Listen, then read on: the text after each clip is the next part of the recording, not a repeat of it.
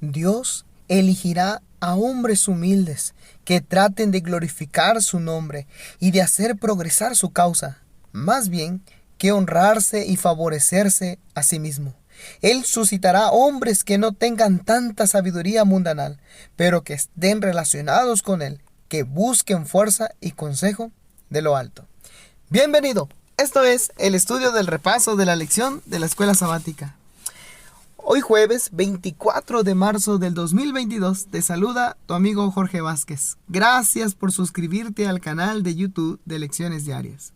El título para el día de hoy es Salgamos a Jesús fuera del campamento.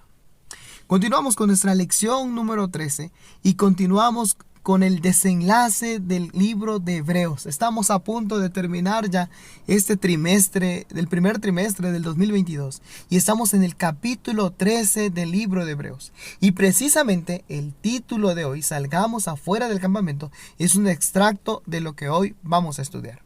Vamos al libro de Hebreos, capítulo 13, versículo 11. Miren lo que nos indicó nuestra lección de este día, a que fuéramos a este capítulo y en especial a estos versículos. El versículo 11 dice de la siguiente manera: porque los cuerpos de aquellos animales cuya sangre a causa del pecado es introducida en el santuario por el sumo sacerdote, son quemados fuera del campamento. Vamos a recordar un poquito el contexto de este versículo número 11. Pablo está advirtiendo, le está dando advertencias de cómo comportarse en los tiempos finales. Le está a punto de cerrar la epístola y ahora en el versículo 11 está recordando lo que hacía el sacerdote en el tiempo del pueblo de Israel.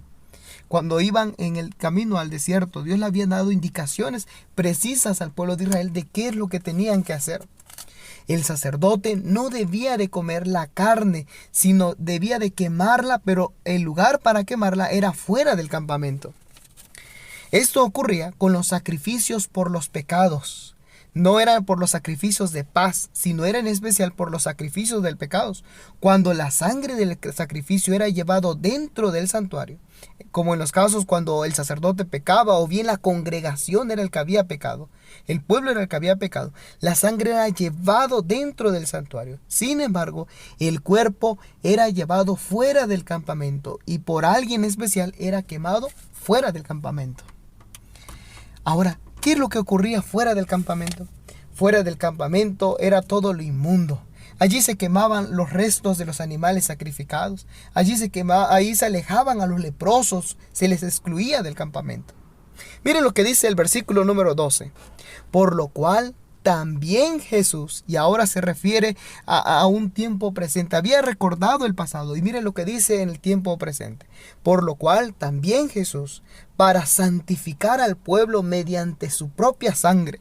Es decir, era necesario que Cristo pudiera ministrar con su propia sangre en favor de los pecadores arrepentidos del santuario. Era necesario que Cristo muriera por nosotros.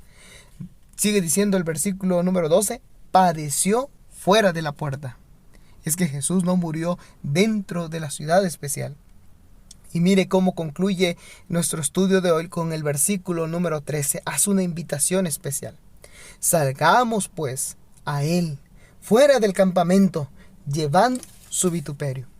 Todo lo que se hacía fuera del campamento era considerado como inmundo, como algo contaminado.